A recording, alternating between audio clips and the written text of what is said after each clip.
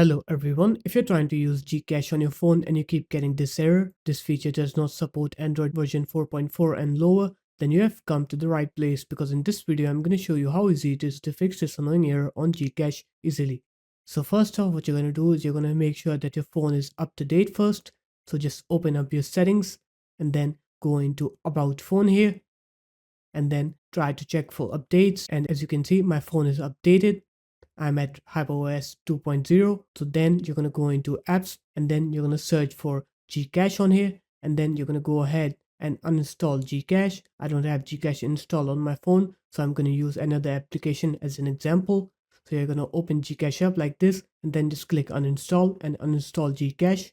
And then what you're going to do is you're going to open up your web browser and you're going to search for GCash download on Google.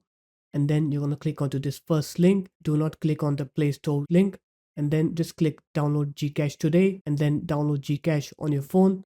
And after that, when you open GCash on your phone, you'll see that you will not get that error anymore. So there it is guys, that's how easy it was. If you guys found this video helpful, make sure to leave a like, comment and subscribe to the channel, and I'll see you in my next video. Peace.